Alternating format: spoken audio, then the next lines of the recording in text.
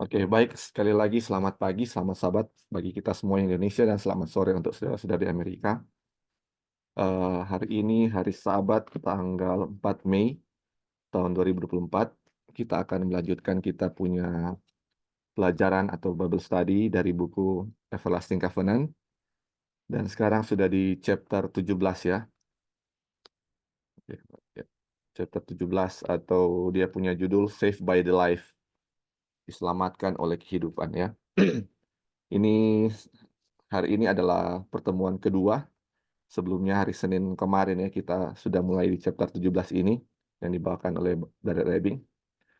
Jadi kita akan review sedikit apa yang sudah kita pelajari ya waktu kemarin yang sudah dibawakan oleh Brother Rebing.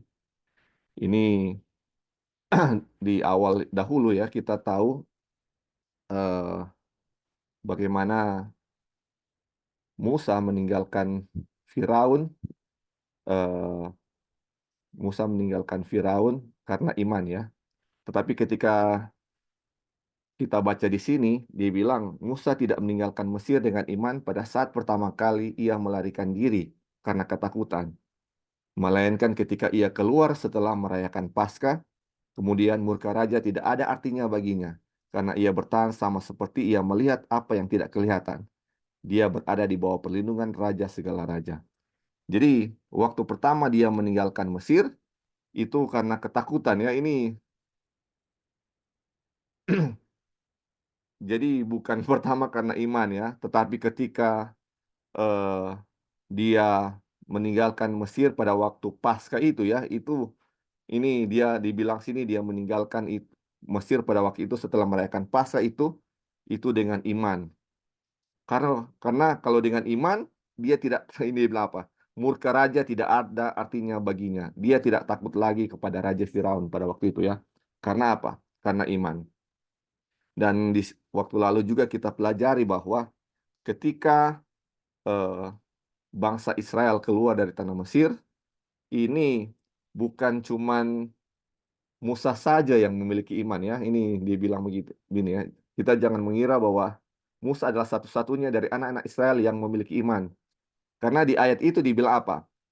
Di Ibrani itu. Oleh iman mereka melewati Laut Merah. Jadi kalau kalau cuman Musa harusnya ditulis oleh iman Musa mereka melewati Laut Merah. Tapi ini oleh iman mereka by their faith ya, oleh iman mereka. Jadi ketika mereka meninggalkan atau melewati Laut Merah itu, mereka semua memiliki iman ya. Dibilang, tetapi jika benar bahwa hanya Musa saja dari seluruh rombongan yang meninggalkan Mesir karena iman, fakta itu akan membuktikan bahwa semua orang seharusnya meninggalkan Mesir dengan cara yang sama dan bahwa seluruh penyelamatan itu merupakan hasil dari iman. Jadi hasil dari iman ya, makanya semua iman semua orang, makanya mereka bisa melewati Mesir. Sama seperti ketika Abraham dan Sarah ketika mereka akan mendapatkan Ishak, tidak cukup iman dari Abraham saja ya. Kita tahu bahwa pertama kali Sarah tahu bahwa dia akan mendapatkan anak ketika dia sudah tua dan dia juga itu waktu muda, dia itu mandul, dia tertawa kan, ini nggak percaya bahwa dia akan melahirkan seorang anak. Dan eh, dengan ketidakpercayaan itu harusnya Ishak itu bisa didapatkan secepatnya, tetapi apa? Itu ditunda kurang lebih ya 25 tahun setelah perjanjian pertama yang diberitakan kepada Abraham bahwa dia akan memiliki anak. Jadi 25 tahun merupakan waktu yang lama dan itu harus terjadi oleh iman dari dua orang. Oleh iman Abraham dan iman apa? Iman Sarah. Begitu juga ketika melewati Laut Merah, tidak bukan cuma iman Musa saja, tetapi apa? Iman semua orang yang semua orang sehingga mereka bisa melewati Laut Merah. Oke, itu yang kita sudah pelajari kemarin ya. Oh iya, oke. Ada satu poin penting lagi yang apa kita pelajari waktu lalu ya. Ini di mana Firaun ketika berkali-kali eh, datang ya Injil atau Injil yang dibawakan Musa kepada Firaun, dan kepada waktu terjadi di tulah ke-8 ya. Ya, tulah ke-8 ketika ada belalang, ini dia bilang sini, mari kita baca ya. Nah, ketika Firaun telah bertindak, sorry ya, ketika Firaun telah bertindak dengan sengaja dan telah berdosa terang-terang, ditunjukkan oleh pertanyaannya sendiri setelah belalang dikirim. Dia memanggil Musa dan Harun dan berkata, "Aku telah berbuat dosa terhadap Tuhan Allahmu dan terhadap kamu. Oleh karena itu, ampunilah kiranya dosaku untuk sekali ini saja, dan berdoalah kepada Tuhan Allahmu supaya bahaya maut ini dijauhkan daripadaku." Ini, saudara-saudara, eh, Injil atau ya Injil yang diberitakan di Mesir, seperti kita belajari waktu lalu ya, waktu di chapter 16, di mana Musa membawakan pekabaran ke Mesir, dan Injil ini adalah kuasa ya, kuasa untuk menyelamatkan. Dan kita tahu tulah-tulah ini yang diberikan kepada bangsa Mesir, kepada Firaun dan semua pegawainya ini ini merupakan panjang sabarnya Tuhan ya, bagaimana ketika Tuhan memberikan tulah satu dengan tulah kedua itu ada jedanya. Begitu setiap tulah ada jedanya supaya apa? Mereka atau Firaun bisa bertobat atau orang-orang Mesir juga bisa bertobat ya. Ini Tuhan tidak membedakan, dia hanya mengasihi orang Israel dan orang Mesir, tidak. Tidak seperti itu. Jadi waktu lalu kita sudah pelajari bahwa Tuhan mengasihi semua orang. Dan sebagaimana dia mengasihi bangsa Israel dan dia mau menyelamatkan bangsa Israel, dia juga mau menyelamatkan Firaun ya. Dia mau menyelamatkan Firaun sebagaimana juga waktu lalu Nebukadnezar. Oh ya, waktu setelah itu ya Nebukadnezar, dan dibilang sekiranya Firaun bisa bertobat, Tuhan bisa mempergunakan dia sebagaimana Tuhan mempergunakan Paulus ya. Dan ini kita lihat ya di tulah ke-8 ketika Tuhan mengirimkan belalang kepada siapanya, kepada bangsa Mesir. Ini Firaun membuat suatu pengakuan ya. Dia bilang apa? Dia sudah berdosa. Dia tahu dia berdosa ketika dia melawan akan apa yang Tuhan telah perintahkan kepadanya. Dia tahu Tuhan itu berkuasa karena sudah 7 tulah sebelumnya yang sangat dahsyat yang dia terima, yang dia dapat, yang dia dan orang Mesir peroleh ya. Tetapi dan dia bilang apa? Ini dia sudah berbuat dosa, ampuni ya. Aduh, ampuni dosaiku sekali ini saja. Dia bilang begitu ya. Dan ini menjadi pelajaran kepada kita ya, di mana panjang sabar Tuhan sering datang kepada kita. Kita tahu kesalahan kita dan kita berdoa kepada Tuhan. Kita berdoa kepada Tuhan, Tuhan ampuni. Dan begitulah Tuhan ampuni ya. Dan panjang sabar Tuhan ini kadang-kadang kita salah gunakan ya, sama seperti Firaun ini. Panjang sabar Tuhan supaya dia bisa bertobat. Akhirnya apa, saudara-saudara? Justru dengan panjang sabar Tuhan, hatinya semakin menjadi keras. Dan itu makanya dituliskan Tuhan mengeraskan hati Firaun. Tapi sebenarnya yang mengeraskan Firaun itu adalah pilihannya sendiri ya. Pilihannya sendiri di mana dia lebih memilih untuk ini ya, untuk menolak apa kasih karunia yang Tuhan telah berikan kepadanya atau menolak Injil yang Tuhan berikan kepadanya. Nah, ini dia punya keterangan. Dia datang untuk mengakui Tuhan dan dia tahu bahwa pemberontakan melawan dia adalah dosa. Firaun tahu ya, pemberontakan terhadap Tuhan adalah dosa. Namun begitu ada jeda waktu, dia tetap keras kepala seperti biasanya. Dia dengan tegas dan sepenuhnya menolak semua bujukan Tuhan.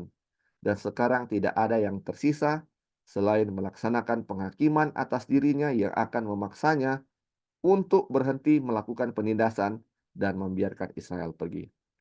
Ini suatu hal yang sangat bahaya untuk kita ketika kita sudah mengetahui itu dosa dan kita masih melakukannya. Dan kasih karunia Tuhan atau panjang sabar Tuhan yang seharusnya menjadikan kita bertobat justru akan mengeraskan hati kita, sama seperti halnya apa? Firaun dikeraskan oleh panjang sabar Tuhan. Itu yang sudah kita pelajari ya waktu lalu ya. Luar biasa, dan biarlah apa yang kita pelajari waktu lalu itu sebagaimana pengalaman dari Firaun, menjadi pelajaran untuk kita ya, di mana kita kalau kita memang mau bertobat, harus benar-benar bertobat, panjang sabar Tuhan kita gunakan untuk menjadi pertobatan kita ya. Oke, itu yang kita sudah pelajari waktu lalu. Mungkin ada saudara-saudara yang mau tambahkan sebelum kita akan mulai dengan apa yang kita akan pelajari untuk sahabat ini ya. Ini oke, kalau belum ada kita akan mulai. Kita punya pelajaran pembacaan ini dari Frasi Covenant chapter 17. Ini judulnya Paskah Pertama. Itu adalah malam terakhir anak-anak Israel akan menghabiskan waktu di Mesir. Tuhan akan membawa penghakiman terakhirnya atas raja dan rakyatnya dalam kematian anak sulung. Jadi ini malam terakhir Paskah kan, dan ini sebelum kematian anak sulung ini ada Paskah. Anak-anak Israel diperintahkan untuk mengambil seekor anak domba yang tidak bercacat dan menyembelihnya pada waktu petang dan memakan dagingnya. Ini eh, apa namanya Paskah pertama ini dan atau kita tahu secara umum ya Paskah ini kita tahu ya sebagai kematian, lambang kematian dari anak domba Allah yaitu Yesus, dan di mana ini domba disembelih waktu petang. Kita tahu juga Yesus disalibkan atau mati pada waktu petang ya, pada waktu petang. Nah, kita lanjut. Kemudian dari darahnya haruslah diambil sedikit dan dibubuhkan pada kedua tiang pintu dan pada ambang atas, pada rumah-rumah di mana orang memakannya. Nah, ini ya. Jadi ini kita sudah tahu ya ini tentang Paskah. Jadi kita ambil darahnya dan dibubuhkan di apa? Kedua tiang dan pada apa? Ambang atas pada rumah-rumah di mana orang memakannya. Jadi ini itu ditaruh di rumah-rumah di mana orang yang memakannya ya. Berarti ini ada dua syarat untuk Paskah ini, darah yang ditaruh dan di rumah itu orang-orang memakan dagingnya ya. Ini ada ada dua persyaratan. Kemungkinan kalau dia taruh darah tapi nggak makan, atau dia nggak taruh darah tapi makan, nggak bisa ya, harus ada dua syarat ini. Ini adalah Paskah Tuhan. Sebab pada malam ini aku akan menjalani tanah Mesir, dan semua anak sulung dari anak manusia sampai anak binatang akan kubunuh. Dan kepada semua Allah di Mesir akan kujatuhkan hukuman. Akulah Tuhan. Dan darah itu menjadi tanda bagimu pada rumah-rumah di mana kamu tinggal. Apabila aku melihat darah itu, aku akan lewat daripada kamu, jadi tidak akan ada tulah kemusnahan di tengah-tengah kamu. Apabila aku menghukum tanah Mesir. Keluaran 12 ayat 12 dan 13. Jadi ini adalah penghukuman terakhir atau tulah terakhir di mana anak-anak sulung akan dibinasakan ya.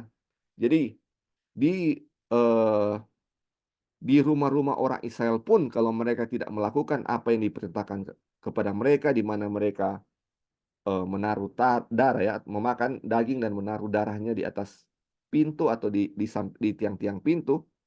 Kalaupun mereka tidak menaruh itu, walaupun dia orang Israel, mereka pun akan mati ya. Dan kalaupun itu orang Mesir dan mereka melakukan seperti yang diperintahkan Tuhan kepada mereka, mereka akan luput ya. Ini ini berlaku untuk semua ya, orang Mesir dan orang Israel ya, orang Israel.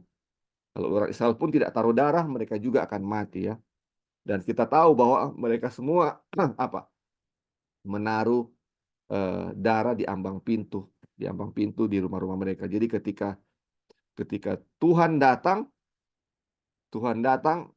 eh, mereka bisa di apa? Mereka bisa terluput dari tulah kemusnahan ya. Ini kita tahu ya dia punya arti bagaimana kita akan pelajari selanjutnya ya.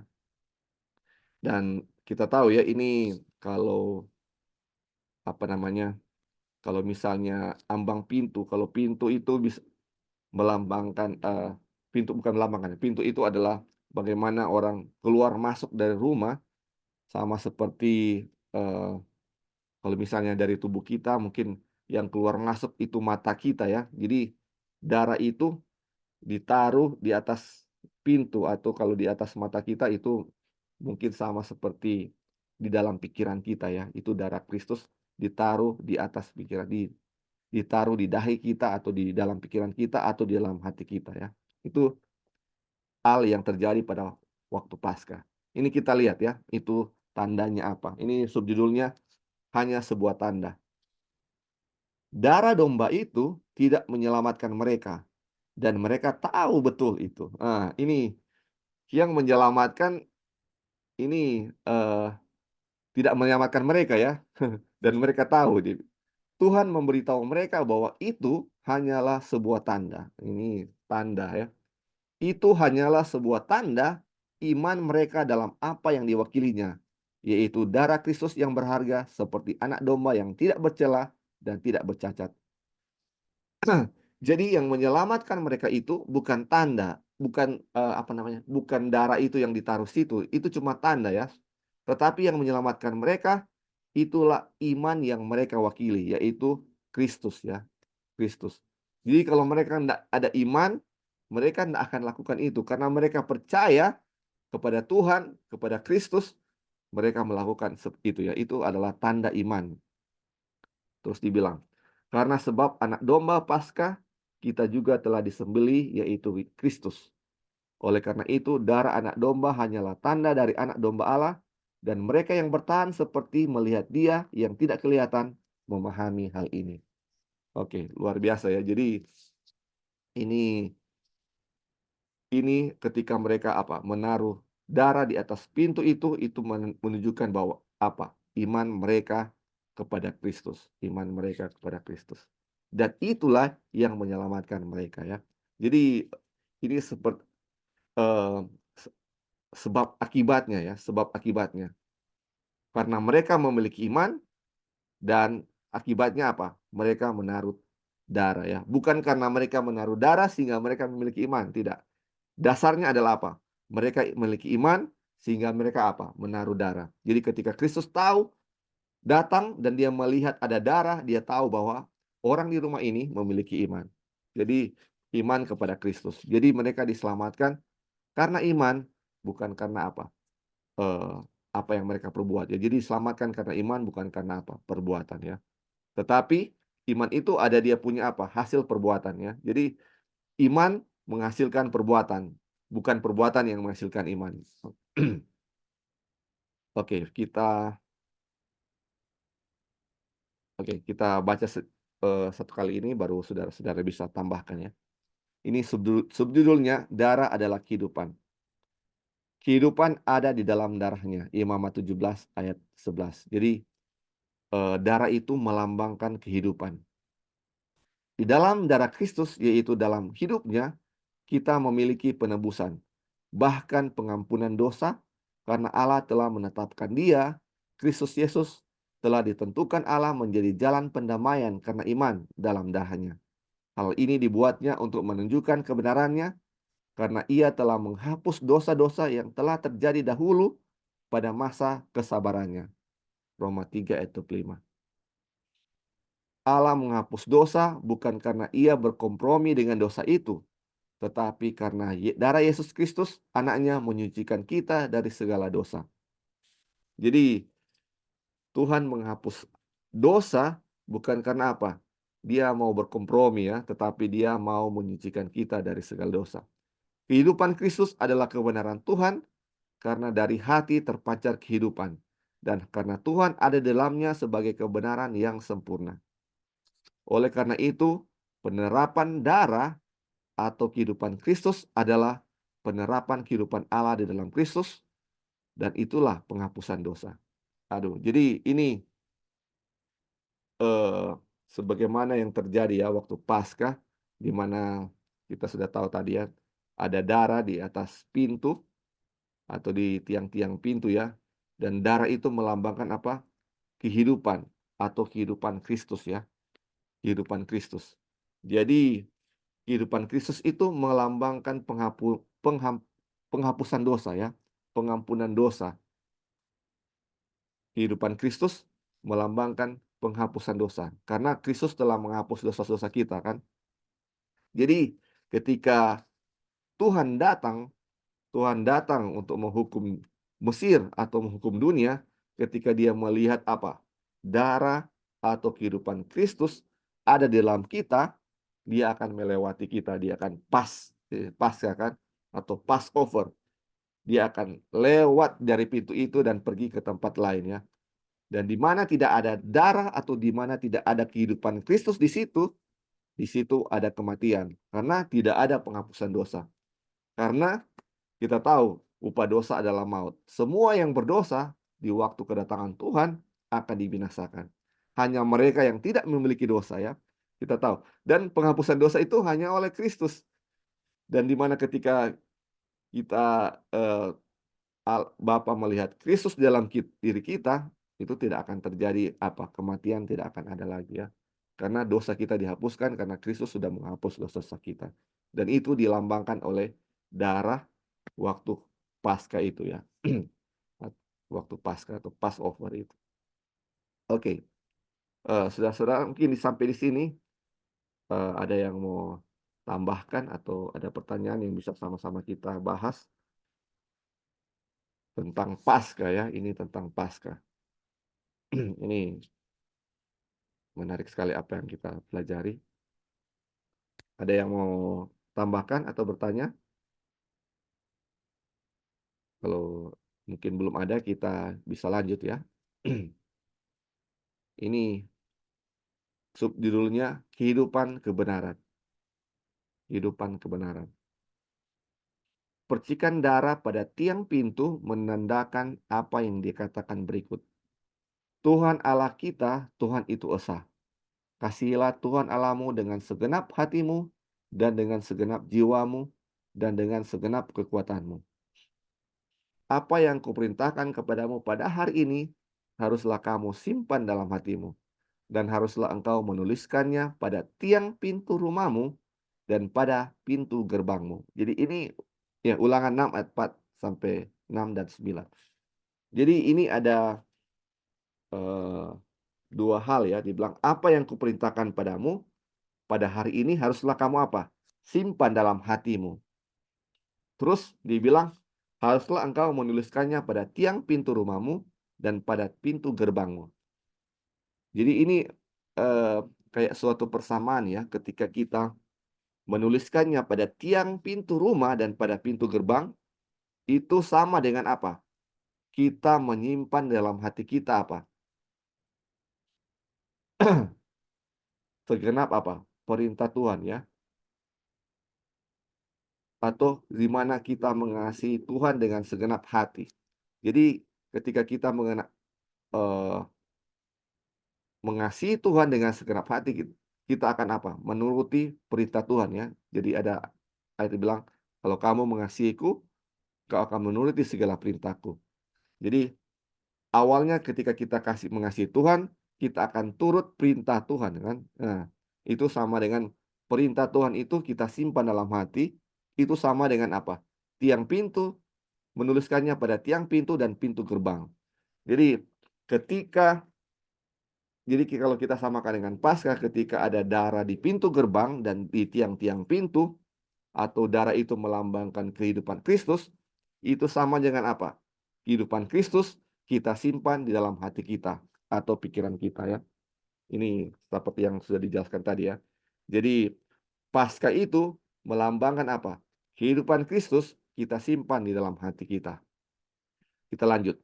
Kebenaran hukum Allah hanya ditemukan di dalam kehidupan Kristus. Hal ini dapat terjadi di dalam hati hanya karena kehidupan Tuhan di dalam Kristus ada di dalam hati untuk membersihkan dari segala dosa. Ini ya. Jadi ini yang terjadi. Jadi kalau kehidupan Kristus ada di dalam hati kita, ini Kristus, kehidupan Kristus itu akan membersihkan kita dari segala dosa. Mengoles darah pada tiang pintu rumah sama dengan menuliskan hukum Allah pada tiang rumah dan pintu gerbang. Ini dia. Dan hal itu tidak menunjukkan hal lain selain berdiam di dalam Kristus. dikelilingi oleh kehidupannya. Ini yang sudah dibilang tadi ya. Jadi mengoleskan darah pada tiang pintu dan gerbang pintu ya, itu menandakan Kristus berdiam di dalam diri kita. Kristus ada di dalam diri kita. Dan kita dikelilingi oleh kehidupan Kristus. Jadi ini ya, apa yang terjadi di waktu Paskah pertama kali ya. Pertama kali di zaman bangsa Israel di Mesir, menjadi pelajaran untuk kita ya.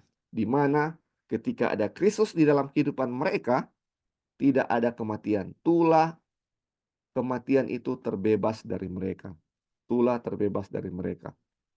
Dan kalau itu, dan ini menjadi bagian kita ya, ketika Kristus datang pada waktu kedua kalinya, ketika dia akan mengunjungi kita, dan tidak ada kehidupan Kristus, akan ada kematian.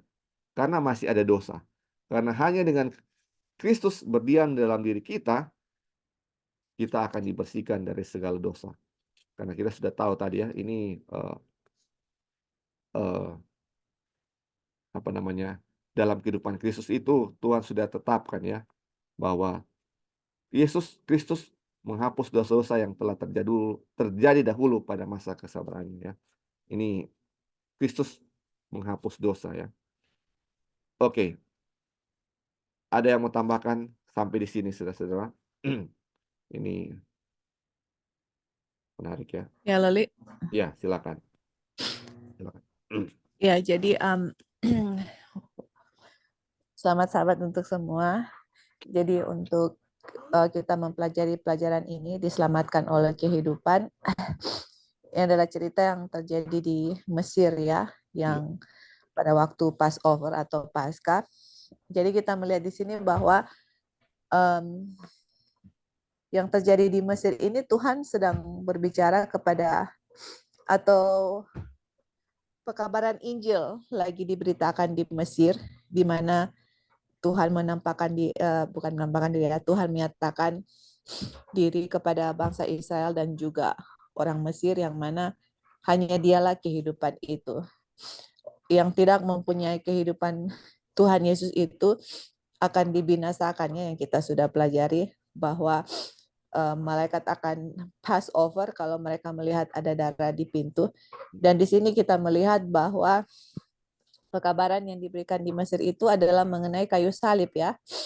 Iya. Di mana iya kan, jadi karena kalau kita lihat di sini hubungannya dengan kayu salib adalah kehidupan Tuhan Yesus di dalam diri kita, di mana pada waktu saya mengakui dosa kita, di situ ini lagi berbicara justification by faith kan, atau pembenaran oleh iman ya. Jadi di mana di saat kita memberikan kita punya dosa kepada Tuhan, dalam transaksi itu Tuhan akan memberikan dia punya kebenaran kepada kita, atau dia punya righteousness. Dan dalam kebenaran Kristus itu yang kita terima dengan iman, itu kehidupan Kristus itu adalah kehidupan Kristus, dan mana kehidupan Kristus itu adalah penurutan akan hukum Tuhan, seperti itu yang sempurna. Itulah transaksi di mana kalau kita memberikan dosa kita kepada Kristus. Dan Ellen White sendiri juga bilang bahwa pardon itu atau pengampunan dosa itu sama dengan justification. Nah, ini di sini Tuhan sedang mengajarkan pembenaran oleh iman di Mesir gitu. Dan di mana kita lihat di sini juga bahwa cerita di tanah Mesir itu adalah type, dan akan nanti ada anti-type-nya. Nanti kita pada akhir zaman di mana kita melihat akan ada 7 last plagues ya, 7 last plague. Jadi orang-orang yang tidak menerima 7 kutuk itu, mereka harus sama seperti di Mesir ini, adalah ada darah ya, atau ada kehidupan Tuhan Yesus, sudah ada pengampunan dosa dan sudah ada kehidupan Kristus. Nah, ini juga sejalan dengan pelajaran kalau kita baca Kemenangan Akhir, di mana buku kita lagi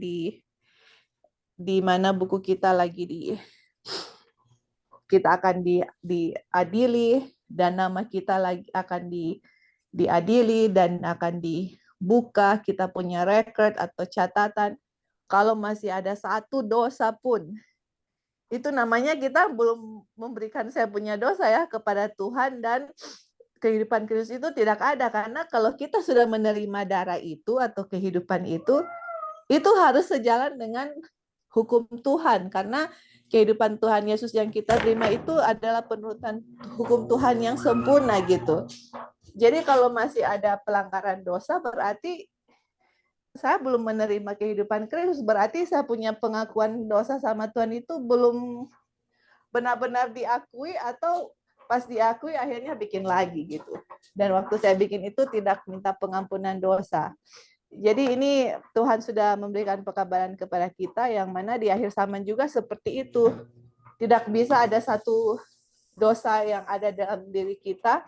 Kalau tidak, kalau masih ada, kita akan menerima kutukannya atau seven last plagues nanti. Jadi di mana di pelajaran ini ditekankan bagaimana pentingnya kehidupan kita untuk dijustify atau dibenarkan, dan bagaimana dalam pelajaran ini menekankan betapa pentingnya kayu salib untuk kita ya, untuk kita renungkan dan kita pelajari bahwa hanya dengan kematian Kristuslah ada kehidupannya atau ada pengharapan kita untuk bisa memperoleh kehidupan kekal. Oke, Li, thank you. Ya, terima kasih. Jadi itu ya sudah sangat jelas lagi, sangat jelas sekali ya dibilang ya di sini, dan terima kasih untuk tambahannya. Dan itu ya tadi dibilang ya bahwa darah itu melambangkan kehidupan Kristus, dan itu harus disimpan di dalam hati ya, sebagaimana tiang pintu atau ambang pintu itu melambangkan hati kita, di mana ketika darah dioleskan, kehidupan Kristus itu ada dalam dari hati kita. Jadi hanya itulah yang akan membebaskan kita dari penghukuman ya. Nah, namun apa yang membuat mereka, orang-orang Israel, eh, menaruh darah di ambang pintu atau di mana Kristus bisa diam dalam diri mereka? Yaitu salah satunya penyebabnya adalah apa? Iman. Oleh karena iman, mereka menaruh darah di ambang pintu. Oleh iman, Kristus bisa tinggal dalam hati kita ya. Ini dia punya paralel ya, di mana karena iman Kristus bisa tinggal dalam hati kita, dan hanya Kristus yang bisa membersihkan kita dari segala dosa oleh kehidupan Kristus. Jadi kita kan selama ini sudah pelajari ya bagaimana dengan kekuatan kita, kita berusaha untuk apa? Kita berusaha untuk membebaskan kita dari segala dosa ya. Dan kita jatuh berkali-kali di dosa yang sama ya. Sama seperti mungkin dengan Firaun. Karena apa? Tidak ada Kristus dalam diri kita. Bagaimana? Makanya sama seperti pengalaman dari Yakub, di mana ketika dia berusaha dengan dia punya kekuatan untuk melawan orang yang datang waktu itu, yang kita tahu itu adalah Kristus. Dia berusaha melawan dengan segenap hati, dia tidak mampu. Tetapi ketika dia pangkal pahanya terlepas atau dislocate dari dia punya sendi, dia menyadari bahwa inilah Tuhan. Dan apa yang dia lakukan bukannya melawan, tetapi sekarang apa? Dia bergantung sepenuhnya kepada Tuhan. Inilah yang menjadi pelajaran untuk kita ya. Bagaimana kita bergantung sepenuhnya kepada Tuhan, percaya kepadanya, dan dia akan tinggal dalam hati kita, dan dialah yang akan membersihkan kita dari apa? Segala dosa. Dan kehidupan kita bukanlah kehidupan kita lagi, melainkan kehidupan apa? Kristus. Itulah yang akan dilihat Tuhan ketika dia datang, apakah kehidupan Kristus ada dalam diri kita atau tidak ya. Itu yang kita pelajari dari uh, pelajaran Paskah ini. Oke, mungkin ada lagi sebelum kita lanjut. Siapa tahu ada yang pertanyaan atau tambahan. Oke, kita lanjut ya. Ini subjudulnya kehidupan kebenaran. Sorry, kehidupan Kristus yang tak terkalahkan. Kristus adalah anak Allah yang kesenangannya ditemukan dalam melakukan kehendak Bapaknya. Ini kesenangan Kristus adalah melakukan kehendak Bapaknya. Jadi, kalau kita hubungkan dengan yang tadi, kalau Kristus tinggal di dalam diri kita, apa yang menjadi kesenangan kita? Melakukan kehendak Bapa tentunya ya. Sebagaimana dia adalah Paskah anak-anak Israel di Mesir, demikian pula dia adalah milik kita, karena kehidupannya kekal dan tidak dapat dihancurkan, dan mereka yang tinggal di dalamnya dengan iman sama-sama akan selamat. Ini ya. Jadi kalau kita tinggal dalam iman, sama-sama akan selamat. Karena ketika kita ada iman, kita akan apa? Menaruh darah di atas ambang pintu, atau kita akan menaruh Kristus di dalam hati kita ya. Ini, dan kesenangan kita adalah melakukan kehendak Bapa. Tidak ada manusia atau iblis yang dapat mengambil nyawanya darinya. Dan Bapa mengasihi dia dan tidak memiliki keinginan untuk mengambil nyawanya dari dia. Aduh, Bapa sangat mengasihi Kristus dan tidak ada keinginan untuk mengambil nyawa Kristus ya. Dia meletakkan atas ini Kristus ya. Kristus meletakkan atas kemauannya sendiri dan mengambilnya kembali. Dia meletakkannya agar kita dapat mengambilnya, dan dia mengambilnya kembali agar dia dapat membawa kita bersamanya. Aduh. Jadi Kristus itu ketika dia mati di kayu salib, dia meletakkan itu dia punya hidup atas dia punya apa? Kemauannya sendiri. Aduh, dia mati atas kemauannya sendiri supaya dia bisa bangkit kembali, dan ketika dia mati atau dia letakkan dia punya kehidupan supaya kita bisa ambil dan diambil kembali, dan atau ketika dia bangkit kembali agar kita juga apa? Sama-sama dengan dia.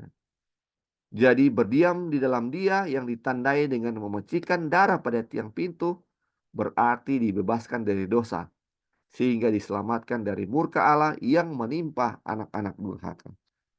Jadi memercikan darah pada tiang pintu ini apa? Sama dengan apa? Berdiam di dalam Kristus dan kita dibebaskan dari dosa. Karena hanya Kristus yang bisa apa? Bebaskan kita dari dosa. Kekuatan kita tidak bisa apa? Membebaskan kita dari dosa. Dan ketika kita bebas dari dosa, kita bisa diselamatkan dari murka Allah yang menimpa anak-anak durhaka. Jadi saudara-saudara, ini keselamatan itu kita hanya bisa diselamatkan kalau tanpa dosa. Tapi yang menjadi masalah kita kan selama ini adalah bagaimana supaya kita nggak berdosa. Kita mencoba dengan apa? Segala kita punya kekuatan untuk tidak berdosa. Bahkan kita berusaha dengan kita punya kekuatan ya. Kita mencoba untuk tidak bikin ini, tidak bikin itu. Sampai ketika tidak sudah pada tahap kita tidak bikin ini, tidak bikin itu, sudah begini dengan kekuatan kita, kita sudah membanding-bandingkan diri kita dengan orang lain yang belum melakukan itu. Dan akhirnya kita mulai merasa diri kita benar ya. Makanya dan kita tahu bahwa ketika kita berusaha, kita tidak bisa melakukan melakukan itu ya, karena Tuhan menuntut ke apa? Kesempurnaan. Kita mungkin bisa melakukan sesuatu dengan kekuatan kita cuman, apa namanya, di permukaan saja yang bisa kelihatan, tetapi se se se tapi sebenarnya kita tidak bisa melakukan apa yang Tuhan tuntut kepada kita, atau tidak bisa melakukan hukum Tuhan. Dan apa yang terjadi, kita selalu apa, melakukan dosa ya, melakukan dosa sehingga, eee, apa yang kita inginkan untuk tidak berdosa lagi, tidak bisa tercapai karena kita ini manusia berdosa, dan kita punya nature nature itu, kita punya kealamian adalah berbuat dosa, dan tidak bisa dengan kekuatan kita untuk melakukan itu. Tetapi ketika Kristus tinggal dalam diri kita, Kristuslah yang akan membebaskan kita dari dosa ya. Sama seperti apa? Darah di ambang pintu. Darah atau kehidupan Kristus di dalam diri kita. Hanya itu yang bisa menyelamatkan kita. Itulah apa? Itu keselamatan kita hanya dari itu. Dan bagaimana sampai kita bisa taruh Kristus atau darah di atas ambang pintu? Dengan iman. Makanya iman ini yang harus menjadi bagian kita juga ya, untuk bisa meletakkan kehidupan Kristus di dalam hati kita. Ini, makanya ini menjadi pelajaran kita ya, selalu menjadi pelajaran. pelajaran ini untuk membangkitkan bagaimana kita bisa beriman. Karena oleh iman inilah Kristus bisa tinggal dalam hati kita ya, dalam pikiran kita. Oke, ada yang mau tambahkan saudara-saudara dari subjudul ini? Halo Li. Ya, silakan, silakan. Ya, jadi kita mau tambahkan sesuatu ini sangat penting. Kenapa? Karena ini dia punya apa ya? Maksudnya ini puncak, bukan puncak sih. Ini tema ya. Ini tema dari Injil itu sendiri. Jadi sekarang pertanyaannya, bagaimana orang bisa aplikasikan dalam kehidupan sehari-hari seperti itu ya? Karena ini kan pelajaran atau gaspol yang terjadi di Mesir. Terus untuk saya sekarang ini gimana gitu?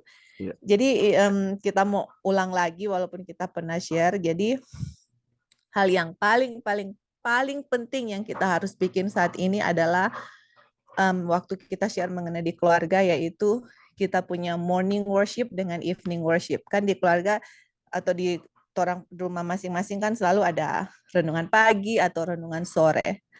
Nah, kalau kita lihat ya, waktu bangsa Israel itu mereka ada korban pagi hari dengan sore hari. Dan kita lihat itu melambangkan apa? Kematian Tuhan Yesus. Nah, apa hubungan dengan kita punya morning worship dengan evening worship? Nah, disitulah kita lihat bahwa di dalam keluarga kita harus mengajarkan kepada anak-anak kita bahwa di dalam worship itu kita mengajarkan kepada mereka setiap hari ya, ini setiap hari kita bikin pagi atau sore. Ada dosa, ada kesalahan. Misalnya saya punya anak-anak, misalnya mereka berkelahi atau apa gitu. Atau saya sebagai orang tua bikin salah sama mereka, mereka bikin salah yang belum ada rekonsiliasi atau belum ada belum ada saling minta maaf gitu. Jadi satu sama lain, misalnya saya punya anak yang tua Orion, kita tahu misalnya dia bikin salah sama dia punya adik atau apa, ya kita bilang oke, Orion bikin salah ini, it is time to ask for forgiveness, seperti itu. Atau sama lah gitu, atau orang tua atau saya sama anak-anak ada confession di situ. Jadi disitulah korban pagi, korban ada curah darah, ada darah di situ ya yang kita lihat dalam kita punya morning worship. Dan untuk saya pribadi ya, growing up, maksudnya dibesarkan, kalau kita worship itu hanya formalitas. Yang penting pagi itu baca renungan pagi, berdoa. Malam ada sekolah sahabat, berdoa.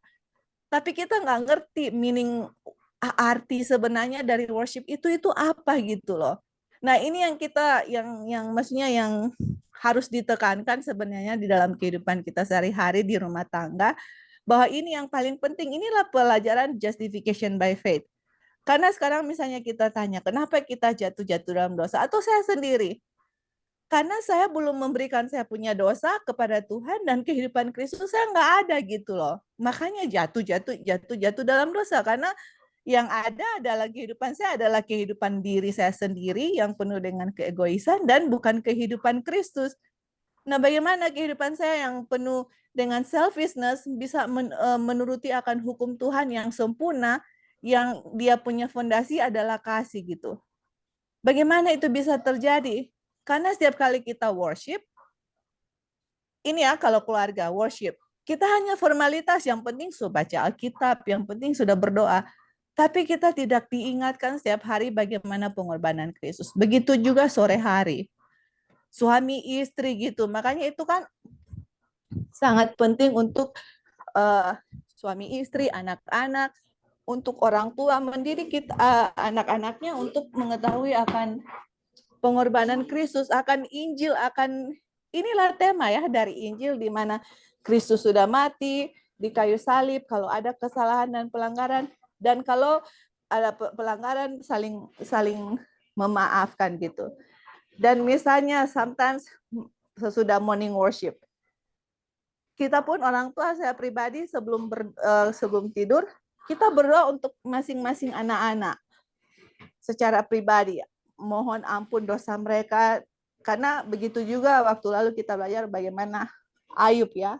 Ayub, dia waktu anak-anaknya bikin pesta, dia berdoa satu-satu. Dia bikin korbannya itu Anaknya perorangannya kalau ada 7 dia 7 untuk pengampunan dosa.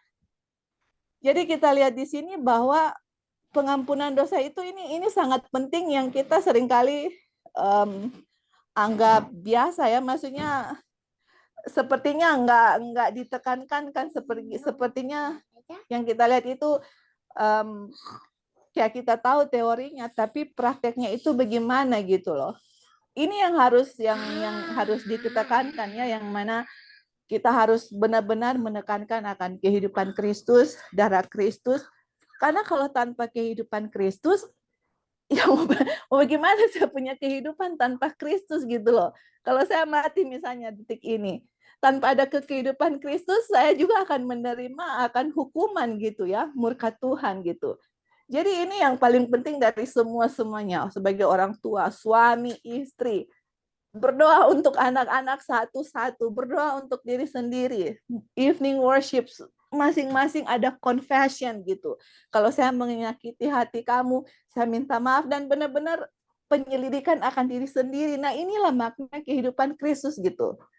Apa saya ada salah, apa saya ada dosa, apa saya sudah menyakiti kamu, apa kamu menyakiti saya, saling mengakui dan memang benar-benar memohon akan Tuhan, ambil saya punya dosa, anak-anak kami, dan berikan kamu punya righteousness, kebenaran. Dan kehidupan Kristus akan berdiam dalam diri kita. Dan kalau kehidupan Kristus berdiam dalam diri kita, itulah kunci di mana 10 hukum akan dituruti gitu. Dengan sempurna ya, kalau itu tidak ada, yang nggak akan bisa kita menurut hukum Tuhan dengan sempurna. Inilah Injil yang diajarkan Tuhan di Mesir kepada bangsa Mesir dan juga kepada bangsa Israel, di mana keselamatan itu hanya terdapat di dalam kehidupan Kristus, hanya terdapat di dalam darah. Nah, kalau begitu penting Tuhan ajarkan di Mesir kepada bangsa Mesir dan kepada bangsa Israel, bagaimana ke kita gitu loh. Apakah kita merasakan ini sangat penting atau hanya sekedar teori yang akan pass by aja tanpa bikin apa-apa dalam kehidupan kita. Jadi dalam kehidupan kita yang saya rasa paling penting adalah pengampunan dosa ya teman-teman. Banyak sekali di rumah tangga hancur, bercerai, berpisah. Kenapa? Karena diri yang hidup nggak mau mengakui dosa, nggak mau ada pengakuan dosa, selalu mempersalahkan, oh iya si suami saya, istri saya, anak saya yang bikin saya begini-begini. Tapi di setiap hari itu malah itu diingatkan dengan pengorbanan Kristus. Ada morning worship, ada evening worship. Kehidupan Kristus yang kita harus undang. Kalau nggak ada kehidupan Kristus ya akan apa yang akan terjadi ya bukan kehidupan Kristus yang akan dimanifestasi. Jadi ini Tuhan berikan kepada kita sebenarnya banyak manfaatnya ya. Bukan hanya bukan hanya Tuhan menawarkan kehidupannya kepada kita, tetapi kalau ini dipraktekkan, kalau ini benar-benar dipraktekkan di rumah tangga, nggak akan ada satu keluarga pun yang akan cerai, nggak akan ada satu keluarga pun yang akan berpisah, nggak akan. Kalau ini benar-benar ya, benar-benar dihidupkan. Karena apa? Kalau suami istri punya kehidupan Kristus, apakah ada perpisahan, perceraian? Itu nggak akan pernah terjadi. Jadi mungkin itu kita punya tambahan yang aplikasinya sehari-hari yang kita harus emphasize-nya itu apa untuk benar-benar bisa mengerti dan juga menjalankan apa artinya Paskah ya atau Passover atau diselamatkan oleh kehidupan Kristus. Oke, thank you, mungkin itu saja. Terima kasih. Mungkin ada lagi tambahan teman-teman lain?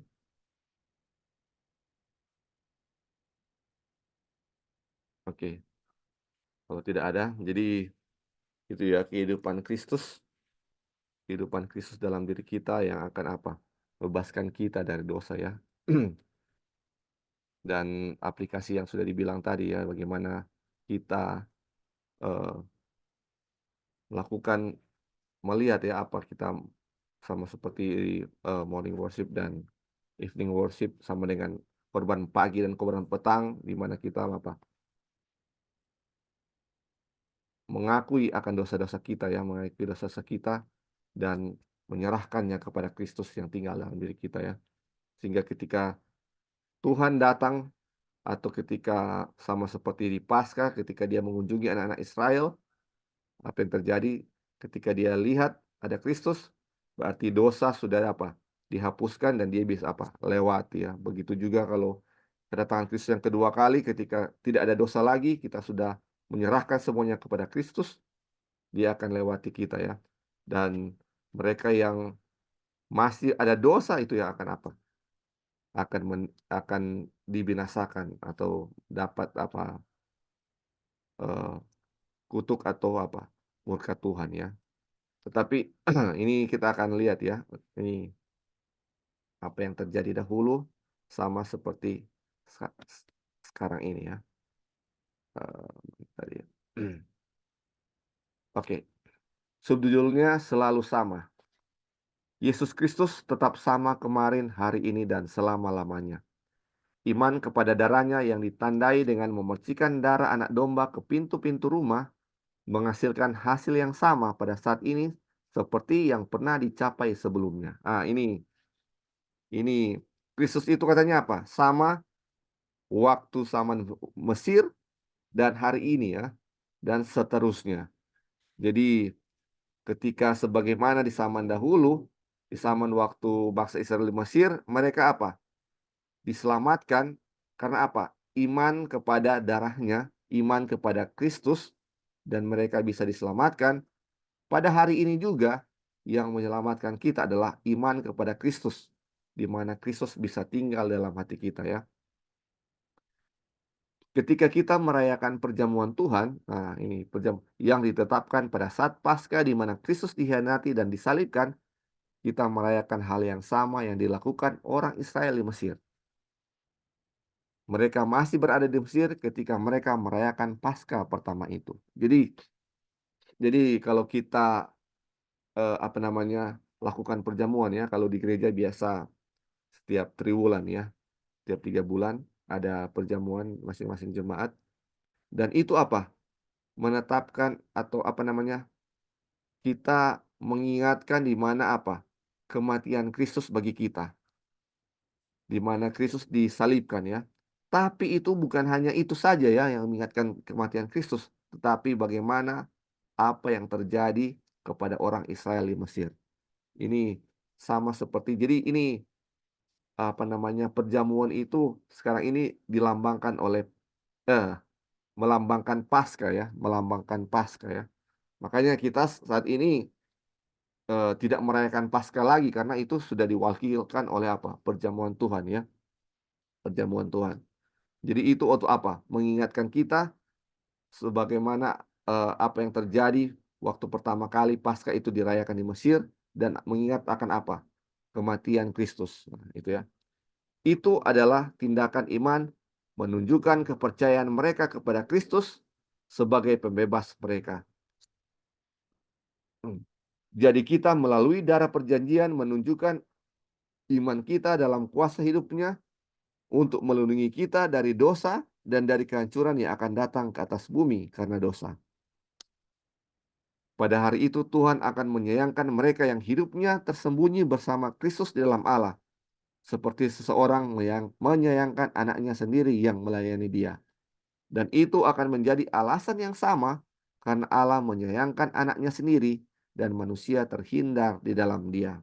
Jadi pada hari eh, Tuhan akan membebaskan atau Tuhan datang pada waktu Paskah di mana Tuhan menyunyi tanah Mesir, di mana Tuhan juga akan datang pada kali kedua ya, di mana ketika dia tidak melihat dia punya eh, kehidupan Kristus atau darah anaknya sendiri, atau dia tidak melihat kehidupan Kristus dalam diri kita, kita akan jadi apa? Sama seperti ketika dia mengunjungi Mesir pada tulah yang ke-10 itu ya, di mana orang-orang bisa dibinasakan karena apa? Tidak ada darah itu, tidak ada eh, ya, tidak ada kehidupan Kristus di situ. Dan itu tidak menunjukkan bahwa tidak adanya iman ya. Ketika tidak ada darah di ambang pintu menunjukkan tidak ada imannya. Jadi eh, perjamuan yang kita lakukan ya, perjamuan yang kita lakukan mengingatkan kita akan hal itu bahwa dosa ketika masih ada dosa kita akan dibinasakan. Kalau masih ada dosa, kita akan dibinasakan. Dan Kristus sudah mati di kayu salib untuk membebaskan kita dari dosa. Dan Dia yang sudah mati di kayu salib itu harus tinggal di dalam hati kita. Atau sama seperti darah di ambang pintu, kehidupan Kristus harus tinggal di dalam kehidupan kita karena Dialah yang akan menghapus dosa. Karena Kristuslah yang menghapus dosa ya. Dan bagaimana Kristus bisa tinggal itu adalah apa? Itu adalah apa yang dilakukan oleh iman. Oleh iman ya. Jadi di mana kita beriman kepada kehidupan Kristus, beriman kepada Kristus, Dia akan apa? Tinggal di dalam hati kita seperti yang terjadi waktu Paskah tersebut. Jadi Tuhan apa? Selalu sama seperti hal yang terjadi dahulu, itu bisa terjadi, itu akan terjadi juga pada saat ini ya, saudara-saudara.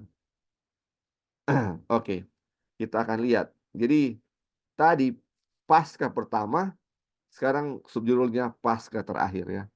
Paskah terakhir. Paskah pertama dan Paskah terakhir.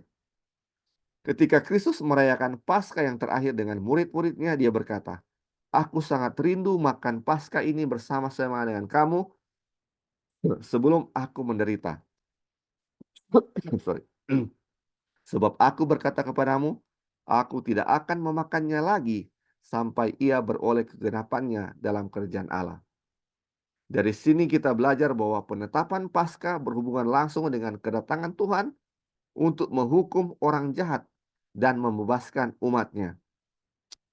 Jadi kita diberitahu sebab setiap kali kamu makan roti ini dan minum cawan ini, kamu memberitakan kematian Tuhan sampai ia datang. Jadi waktu Paskah itu yang terakhir ya, ada perjamuan di situ. Jadi perjamuan itu ketika kita setiap kali makan roti dan minum cawan atau anggur itu memberitakan apa? Kematian Tuhan sampai ia datang. Jadi Paskah yang terakhir itu, jadi ini dibilang Paskah terakhir. Berarti setelah itu seharusnya sudah tidak ada Paskah lagi ya. Itu diwakili oleh apa? Makan dan minum roti ya atau perjamuan ya. Jadi mungkin masih ada kelompok-kelompok tertentu yang mungkin masih merayakan Paskah sampai sekarang ini ya. Tapi se seharusnya sesuai dengan apa yang ditulis di sini ya, itu yang terjadi di zaman Yesus itu adalah apa? Paskah yang terakhir ya, Paskah yang terakhir. Dan ini artinya, dan dibilang apa? Aku tidak akan memakannya lagi sampai ia beroleh kegenapannya dalam kerajaan Allah. Jadi ini dia punya aplikasinya sebagaimana Paskah yang pertama itu sama dengan apa? Kedatangan Tuhan untuk apa? Menghukum orang jahat dan membebaskan umatnya ya. Jadi Paskah ini menjadi pelajaran bagaimana Tuhan membebaskan kita dari dosa, di mana Dia tinggal dalam diri kita, sehingga kita dibebaskan dari apa? Penghukuman. Dan itu yang terjadi kebalikannya bahwa kalau eh, tidak ada darah, tidak ada kehidupan Kristus, maka apa? Ada penghukuman di mana ada kematian di sana ya. Jadi kita harus diingatkan setiap kali tentang apa? Kematian Kristus ini, bagaimana pentingnya untuk apa? Terbebas dari dosa. Tetapi yang paling penting adalah bagaimana kita tahu persyaratan yang harus kita miliki untuk terbebas dari apa? Malapetaka ini. Yaitu di mana apa? Ada darah atau ada kehidupan Kristus dalam kita ya. Itu yang terjadi pas terakhir. Kita lanjut ya. Dia bilang, kematian Kristus tidak ada artinya tanpa kebangkitan. Dan kebangkitan Kristus berarti kebangkitan semua orang yang hidup tersembunyi di dalam hidupnya. Jadi ini dibilang kalau misalnya Kristus mati dan dia tidak bangkit, itu tidak berarti dia punya kematian ya. Ini dia punya kebangkitan, dia punya kematian itu berarti ketika ada apa? Kebangkitan. Karena ketika ada kebangkitan, itu berarti ada kebangkitan semua orang yang hidup tersembunyi dalam hidupnya, atau di mana karena ada kebangkitan mungkin kita juga yang mati karena dosa bisa apa? Sama-sama bangkit karena apa? Ada Kristus di dalam hati kita. Melalui kebangkitannya, dia memberi kita harapan yang hidup akan warisan yang tidak dapat rusak, tidak tercemar, dan yang tidak akan pudar. Dan iman dan harapan yang sama memegang warisan yang sama, ditunjukkan oleh Israel sejati di Mesir. Ya. Jadi ini apa yang terjadi oleh orang Israel yang sejati atau orang Israel yang betul-betul ya, orang-orang Israel yang sungguh-sungguh di Mesir, ini menjadi pelajaran untuk kita ya. Warisan yang kita cari adalah warisan yang disimpan di surga dan warisan yang dijanjikan bagi Abraham, Ishak dan Yakub yang dipersiapkan Allah untuk memimpin anak-anak Israel adalah tanah air yang lebih baik, yaitu satu tanah air surgawi ya. Jadi kita sudah tahu ya apa yang dijanjikan Tuhan kepada Abraham adalah sebuah tanah atau warisan tanah atau tanah perjanjian kekal atau everlasting possession ya. Dan kita tahu sesuai dengan apa yang kita sudah pelajari sebelumnya ya di kitab Ibrani juga di bahwa di Kisah Para Rasul bahwa eh, ketika Abraham mati dia tidak mendapatkan sejengkal tanah pun. Dan kita tahu bahwa warisan itu yang dijanjikan kepada Abraham akan dimiliki pada waktu kebangkitan ya. Hanya akan dimiliki oleh waktu kebangkitan, yaitu kedatangan Kristus yang kedua kali. Di mana ketika Abraham dibangkitkan, dia akan memiliki tanah yang dijanjikan kepadanya itu. Dan itu adalah warisan yang sama yang dijanjikan kepada kita juga. Jadi, jika kita memiliki iman Abraham, kita juga akan memiliki apa yang dijanjikan kepada Abraham, yaitu tanah warisan ya. Tanah warisan everlasting possession atau warisan tanah kekal, dan tanah kekal itu hanya bisa diperoleh oleh mereka yang memiliki kehidupan kekal. Everlasting possession akan bisa diperoleh oleh mereka yang memiliki everlasting life ya, atau mereka yang memiliki hidup yang kekal. Jadi bagaimana kita bisa memiliki hidup kekal? Yaitu di mana ada kehidupan Kristus di dalam kita. Kehidupan Kristus di dalam kita. Itu aja ya, hanya itu dia punya poin ya, di mana ada Kristus, ada darah di dalam ambang pintu, ada kehidupan Kristus dalam diri kita, itu dosa-dosa akan dosa-dosa akan dihapuskan, di mana dosa adalah upah dosa adalah maut. Ketika maut sudah dikalahkan, kita akan memiliki kehidupan kekal dan akan mewarisi warisan kekal atau tanah perjanjian kekal kita akan miliki. Oke, ini ini satu lagi satu lagi dan kita akan selesai. Mungkin sampai di sini ada saudara-saudara yang mau tambahkan tentang Paskah terakhir sebagaimana ya, silakan brother. Ya, tadi di atas ada kutipan yang mana Tuhan tidak berubah. Iya, Ini adalah satu jaminan buat kita bahwa ketika Tuhan tidak berubah, itu baik adanya. Saudara bayangkan kalau Tuhan berubah-berubah ya. Nah, ada banyak gambaran yang salah tentang Tuhan ketika Tuhan di dalam perdebatan firman Tuhan sering ada satu hal yang dikemukakan tinggi-tinggi ya, lalu sementara yang lain diabaikan.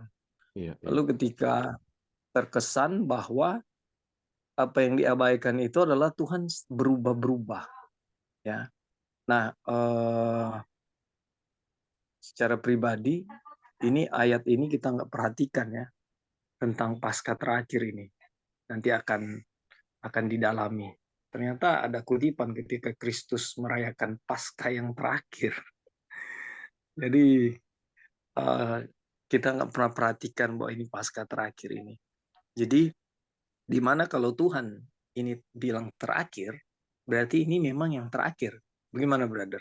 Iya, Atau iya. ada yang lainnya, Tuhan berubah. Kalau dia bilang itu terakhir, apakah ada kutipan lain atau ada argumen lain bahwa ada Paskah yang lain juga ya. Jadi di sini kita melihat, kita bersyukur puji Tuhan memiliki Tuhan yang setia di dalam perkataan firman-Nya dan dia tidak berubah.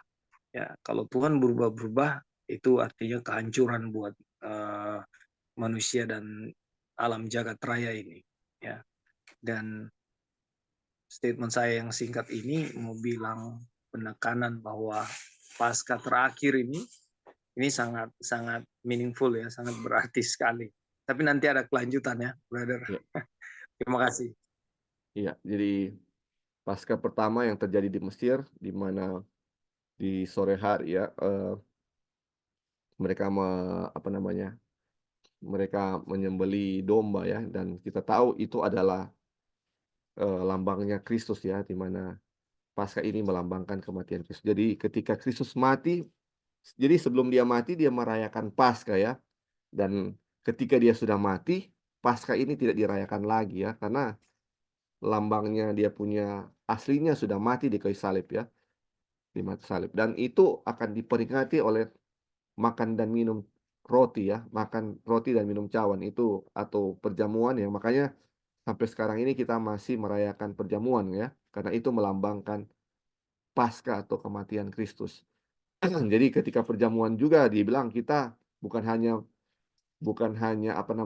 melihat bagaimana Kristus mati, tetapi juga bagaimana Paskah pertama yang terjadi di Mesir ketika Tuhan menghukum bangsa Mesir karena tidak ada darah ya, tidak ada darah atau tidak ada kehidupan Kristus.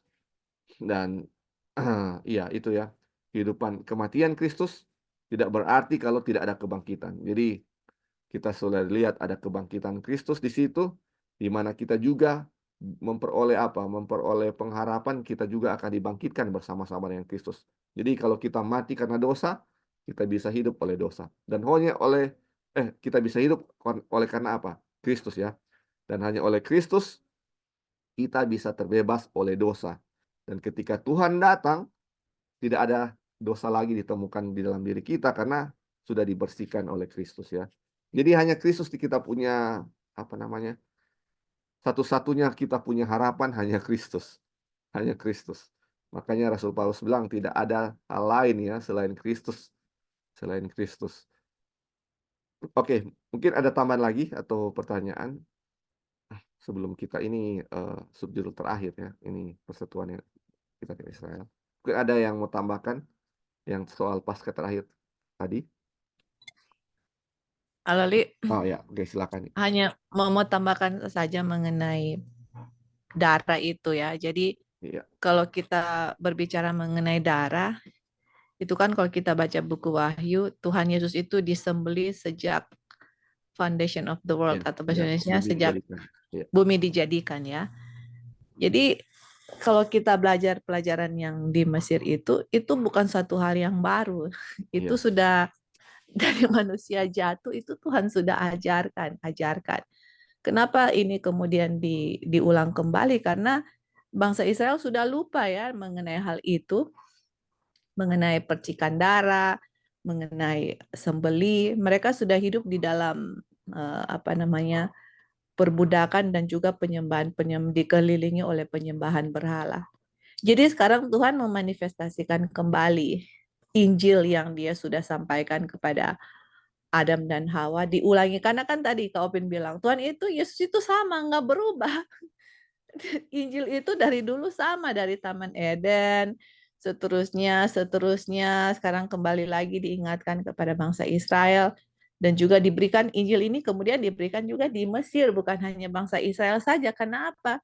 Tuhan juga mau menyelamatkan bangsa Mesir, itu kan yang kita belajar sebelumnya.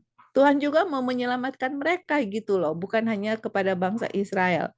Dan kita lihat penyelamatan itu adalah dengan percaya akan kehidupan darah ya yang melambangkan kehidupan Tuhan Yesus, dengan iman kita menerima. Jadi kalau kita tidak ada iman, ya artinya kita tidak akan menerima akan kehidupan Tuhan Yesus ya, atau menolak akan kehidupan Tuhan Yesus. Nah, itulah yang terjadi kepada yang kita belajar ya di Mesir ini, yang mana dan kita juga lihat juga ya waktu Tuhan Yesus yang Paskah terakhir itu yang tadi Kak Opin bilang. Jadi itu melambangkan bahwa apa yang mereka lakukan di Mesir itu kematian anak domba, dan kita lihat di situ Tuhan Yesus sudah mau menggenapi ya akan upacara akan Passover itu, dan dialah Passover yang sesungguhnya atau Paskah atau anak domba yang sesungguhnya dengan kematiannya, yaitu di kayu salib. Dan sekarang kita mengingatkan di dalam perjamuan suci yang kita makan roti, minum darah Tuhan Yesus. Tapi bukan itu saja ya yang kita tadi sudah bilang, bahwa setiap hari kita mengingat akan kehidupan Tuhan Yesus dalam perbaktian kita pagi dengan sore. Itu di dalam rumah tangga. Kalau di gereja itu ada acara upacara perjamuan suci. Dan itu selalu mengingatkan akan kehidupan Tuhan Yesus, darah Tuhan Yesus, kehidupan Tuhan Yesus yang dari semula Tuhan mau kita untuk ingat, yang mana kita punya keselamatan itu hanya terdapat dalam kehidupan Tuhan Yesus. Tidak ada yang lain gitu. Dan apakah kita mau menerima kehidupan Tuhan Yesus yang Tuhan Yesus sudah berikan kepada kita secara cuma-cuma? Nah, itu pertanyaannya. Oke, thank you, Li.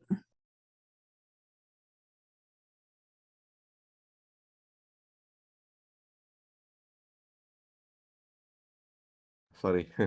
Oke, terima kasih. Mungkin ada lagi yang mau tambahkan? Jadi kita punya keselamatan hanya melalui Yesus dan tidak ada yang lain ya. Mungkin bagaimana hal itu bisa terjadi karena iman ya. Iman, bagaimana kita harus memiliki iman kepada Tuhan ya. Dan itulah bagaimana kita memiliki iman, itulah fungsi dari Injil ya, di mana Injil diberitakan dan kita mendengar akan firman Tuhan, disitulah kita bisa memiliki iman ya. Makanya di awal-awal yang kita pelajari tentang Injil ya, di chapter 1 tentang Injil. Dan ini sudah di chapter 17 ya, tentang bagaimana pentingnya iman yang kita, dan iman itu timbul dari pendengaran atau pendengaran akan firman Tuhan ya, atau Injil ya. Dan Injil itu di mana berkuasa untuk menyelamatkan kita. Menyelamatkan kita dari dosa ya itu. Dan Injil yang sama yang menyelamatkan, juga Injil yang sama yang kita lihat yang terjadi kepada apa? Firaun, di mana ketika Injil diberitakan kepadanya, justru dia semakin keras dia punya hati ya. Sama seperti matahari bisa mencairkan es, matahari yang sama juga bisa mengeraskan apa? Tanah liat ya. Oke, kita baca subjudul terakhir ya. Persatuan kita dengan Israel. Percikan darah adalah mata rantai utama yang menyatukan kita dalam pengalaman Kristen kita dengan Israel kuno. Jadi dia punya mata rantai, kita dengan Israel kuno adalah darah ini ya. Ini menunjukkan bahwa pembebasan yang sedang dikerjakan Tuhan untuk mereka identik dengan pembebasan yang sekarang sedang dia kerjakan untuk kita. Itu menyatukan kita dengan mereka dalam satu Tuhan dan satu iman. Jadi pembebasan yang Tuhan kerjakan ya, Tuhan kerjakan ketika membebaskan bangsa Israel dari tanah Mesir, dari perbudakan dosa, ini sementara dia perbudakan fisik di Mesir, sementara dia lakukan untuk kita, untuk membebaskan kita dari apa? Perbudakan dosa ya. Ini hal yang sama. Dan sebagaimana kita sudah pelajari bahwa pembebasan bangsa Israel dari Mesir hanya bisa dilakukan oleh kuasa Tuhan, tidak bisa dilakukan oleh apa? Kuasa manusia. Walaupun Musa dengan dia punya segala kelebihan waktu itu sebagai seorang jenderal, sebagai anak Firaun yang memiliki segala sesuatu, kepintaran, jago bicara, itu tidak layak untuk membebaskan bangsa Israel dari Mesir. Hanya oleh kuasa Tuhan. Dan makanya Musa, kita lihat ya, Musa belajar 40 tahun dan dia menyadari akan kuasa Tuhan. Dan hanya oleh kuasa Tuhan saja yang bisa membebaskan bangsa Israel dari Mesir. Dan itu sama halnya dengan kita sekarang. Bagaimana kita mau bebas dari perbudakan dosa hanya oleh kuasa Tuhan. Dan ini sama ya. Pembebasan mereka dan pembebasan kita adalah sama. Kita sekarang sedang menjadi budak dosa ya. Terus dibilang, Kristus benar-benar hadir bersama mereka seperti dia bersama kita. Aduh, sebagaimana Kristus hadir bersama bangsa Israel, dia juga hadir bersama kita. Mereka dapat bertahan seperti melihat dia yang tidak kelihatan. Dan kita tidak dapat berbuat apa-apa. Dia disembelih sejak dunia dijadikan. Nah, ini yang dibilang tadi Joy ya. Dan oleh karena itu, bangkit sejak dunia dijadikan, sehingga semua manfaat kematian dan kebangkitannya dapat dipahami oleh mereka dan juga oleh kita. Dan pembebasan yang ia kerjakan bagi mereka sangatlah nyata. Pengharapan mereka adalah kedatangan Tuhan untuk membangkitkan orang mati dan dengan demikian menyelesaikan pembebasan. Dan kita juga memiliki pengharapan penuh berkat yang sama. Nah, marilah kita mengambil peringatan terhadap kegagalan-kegagalan mereka selanjutnya dan pertahankan keyakinan kita yang awal hingga akhir. Jadi, sebagaimana yang terjadi kepada bangsa Israel di Mesir, begitu juga akan terjadi pada kita ya. Dan apa yang menjadi kegagalan-kegagalan mereka di waktu lalu, ini menjadi peringatan terhadap kita ya saudara-saudara. Ketika mereka itu sudah melewati tanah, melewati laut yang terbelah, laut terbelah yang terbelah oleh iman, tapi ketika mereka, bersungut-sungut di padang gurun, menjadi peringatan terhadap kita ya. Kalau sebagaimana mereka akan binasa oleh karena itu, kita juga akan dibinasa karena itu. Karena sama ya, apa yang terjadi kepada mereka, menjadi terjadi juga kepada kita. Dan bagaimana pengharapan yang terjadi kepada mereka, pengharapan sama yang juga menjadi bagian kita ya. Menjadi bagian kita. Oke, ini. Dan mulai saat ini, jalan kita akan jauh lebih jelas. Karena pada setiap langkah kita akan melihat dengan jelas bahwa kita hanya mempelajari hubungan Allah dengan umatnya dalam rencana keselamatan. Dan mempelajari kuasanya untuk menyelamatkan dan meneruskan hidup pekerjaan mewartakan Injil. Jadi sebenarnya saudara-saudara, kalau kita lihat ya, apa yang bangsa Israel dan kita saat ini, jadi harusnya kita ini lebih jelas apa yang terjadi karena sudah ada contohnya pada bangsa Israel. Waktu bangsa Israel belum ada contoh yang mereka bisa lihat sebelumnya ya kepada siapa terjadi. Tapi kalau waktu kita hidup sama sekarang, kita bisa melihat apa yang terjadi kepada bangsa Israel dan menjadi pelajaran untuk kita. Dan ini dibilang ya, apa yang terjadi kepada mereka, bagaimana mereka bisa diselamatkan, juga menjadi bagian kita. Kita bisa diselamatkan sama seperti mereka diselamatkan oleh Kristus. Terus dibilang, apapun yang telah ditulis sebelumnya, ditulis untuk pembelajaran kita, agar kita melalui kesabaran dan penghiburan dari kitab suci dapat memiliki harapan. Roma 15 ayat 4. Jadi ada juga di 1 Korintus 10 ya, ayat 11 dibilang, apa yang terjadi kepada bangsa Israel itu menjadi pelajaran, itu juga terjadi seperti kita ya, ensampel ya, terjadi kepada kita. Apa yang terjadi kepada bangsa Israel akan terjadi kepada kita ya. Dan pembelajaran akan bagaimana bangsa Israel diselamatkan ketika di Mesir menjadi pelajaran bagi kita saat ini bagaimana kita diselamatkan ketika kedatangan Kristus yang kedua kali. Jadi ini ya, biarlah ini menjadi kekuatan bagi kita, pengharapan bagi kita, sebagaimana waktu itu bangsa Israel dibilang apa? Semua bangsa Israel apa? Bebas dari apa?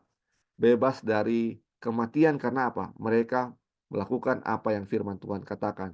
Di mana mereka apa? Menaruh darah di atas pintu, di mana itu melambangkan Kristus. Dan mereka melakukan itu karena iman ya. Dan biarlah kita juga memiliki iman yang sama sebagaimana ada dimiliki oleh bangsa Israel. Kita memiliki iman yang sama, dan iman itu yang akan membuat kita menaruh darah atau menaruh kehidupan Kristus di dalam diri kita. Dan hanya oleh kehidupan Kristus dalam diri kita, itu yang akan menghapuskan kita dari dosa, dan itulah yang akan membebaskan kita dari kematian. Karena ketika Kristus datang, dia tidak menemukan dosa, dia hanya melihat kita sebagaimana ini adalah anaknya. Kita karena Kristus tinggal dalam diri kita dan dia melihat bahwa kita ini anaknya. Kita adalah Kristus ya, kita adalah Kristus dan dia sangat mengasihi anaknya dan dia juga mengasihi kita ya. Dan di mana tidak ada Kristus dan di mana masih ada dosa, di situ ada kematian yang terjadi di sana. Dan pelajaran ini menjadi pelajaran untuk kita semua ya. Oke, ini sampai di sini ya kita punya pelajaran dari chapter 17 ini. Saudara-saudara, sebelum kita tutup mungkin ada yang mau kasih tambahan atau pertanyaan sebelum kita berdoa ya.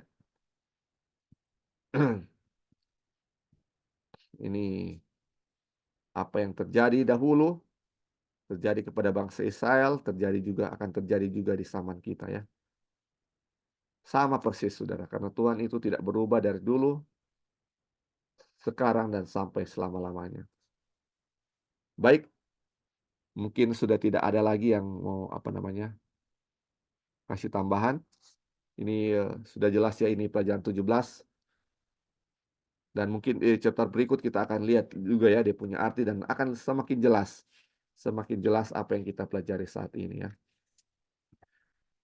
Kalau sudah tidak ada, kita akan tutup dalam doa. Sekarang juga sudah 8:30 ya, kita akan bersiap ke gereja. Mungkin Brother Dolphin bisa tutup kita dalam doa.